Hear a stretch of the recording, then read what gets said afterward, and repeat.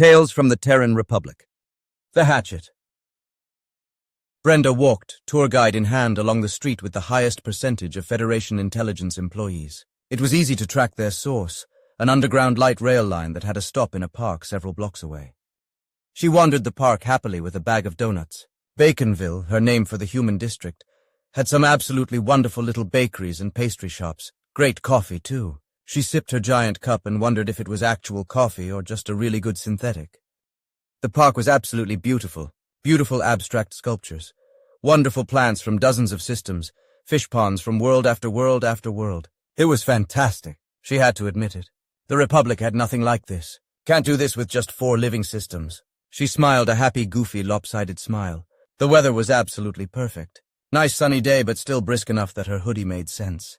Picking a bench shaded by some sort of tree she had never seen before, she sat down her handbag and started happily devouring the donuts. She looked about. It was easy to spot the government cogs, the nerds, and the sleek, dangerous agents. She discreetly slid a small plug into her neural jack and silently activated the powerful microphone in her ratty purse. By cutting the feed into slices, she could focus on any single direction with pretty decent accuracy. She was rather proud of the mic. She put it together this morning out of 2 children's toys, a cheap amplifier from a second-hand music shop, and a few hand-cut sheets of copper from a craft store. God bless humans and their silly little crafts. Then again she smiled. She was fond of her little crafts as well. She focused on a young, affectionate critter couple sitting near a crystalline fountain. Oh, talking about agency business outside of the building. Naughty, naughty. She focused her right eye on a lean, dangerous-looking human standing near a food cart. She didn't need any analytic voodoo to figure him out. Young, well-dressed, obsessively well-groomed, making a point to keep his eyes moving. Cliché much? In short order, she easily identified a score of Federation intelligence employees and agents in the park, and lunch was just starting. Yep, this was definitely a watering hole, and the antelope were fat, happy, and completely unaware. Perfect place for a crocodile. Chomp! She giggled to herself. I wonder, she thought to herself. She took her tablet and activated a powerful directional antenna she put in a few months ago. It wasn't cobbled together from bits and pieces. It was a very nice piece of work if she said so herself. While she typed an overly enthusiastic letter home to her fictitious family, she shifted the tablet as she wrote, targeting the various food stalls, food trucks, vendors, and nearby restaurants as she did the real work through her neural jack. Yep, most of the kiosks, carts, and trucks were using CredNet, a Federation standby for point-of-sale processing. Good old CredNet, cheap, reliable, and completely and utterly hackable. She didn't even consider it a hack. She had an app. Best $5,000 she ever spent. She wondered who Jessie was. Whoever she was, she wrote some great shit. She always was on the lookout for more of her stuff on the black market. She even asked around, but it seems they went exclusive and joined a crew a while back.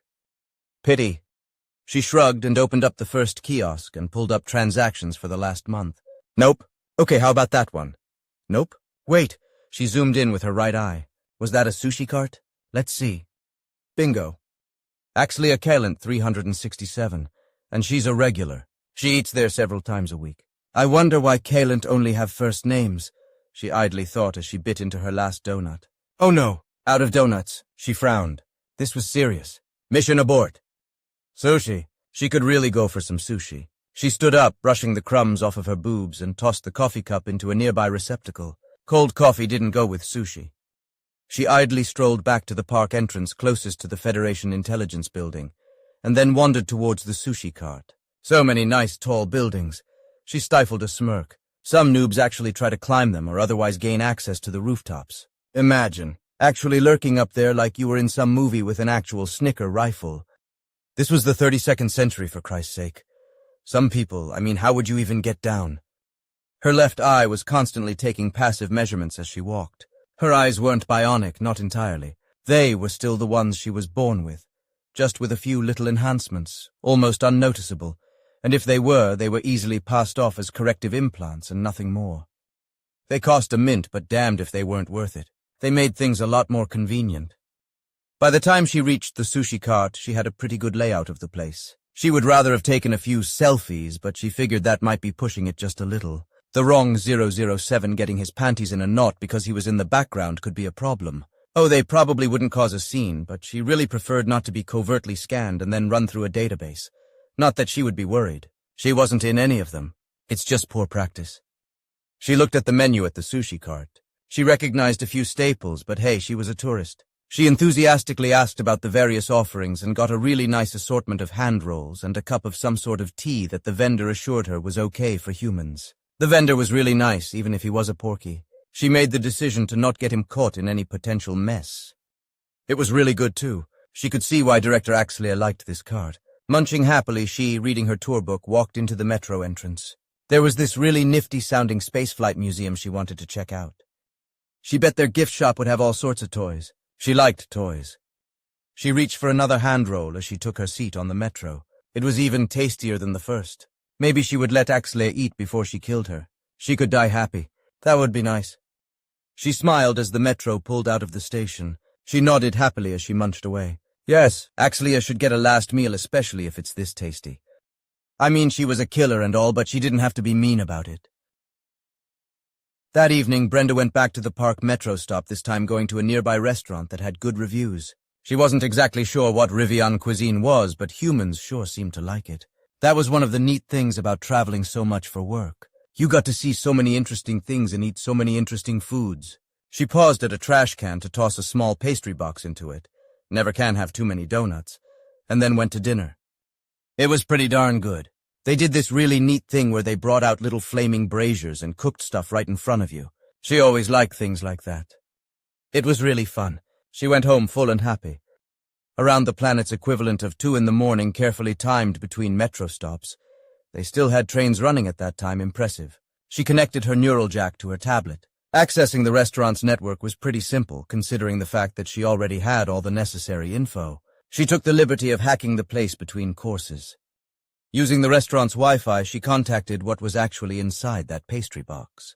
A small cylinder with tiny little fins silently rose from the trash can and, easily passing for a Federation sensor bot, flew to the top of the building she had pre-selected. After hovering around for a few seconds, she found the perfect little niche in some decorative structures. She parked the little cylinder up there and put it to sleep. She soon followed. The next morning, Director Axlia entered the council chambers, a monumental structure in the center of the city, and made her way to Councillor Yoltran's office. Axlia, thank you for dropping by, a large Threen said warmly. Yes, Yoltran, Axlia said with a smile. I figured I would save you the trouble.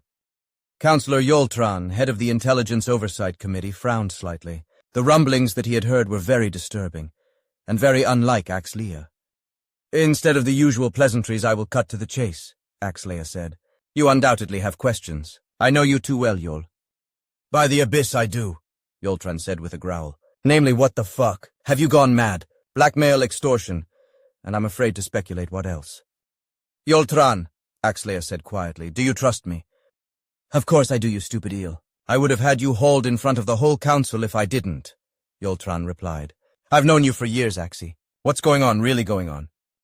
I can't tell you, Yol. As you say, carp shit, Yoltran growled. I have the same clearance as you do. Now cough up what you are choking back, or I will reach in there and pull it out. Okay, Yol, Axlia said. First off, the Forum is actually concerned about this. If I'm blocked, they will take things into their own hands. Fuck me, Yoltran muttered.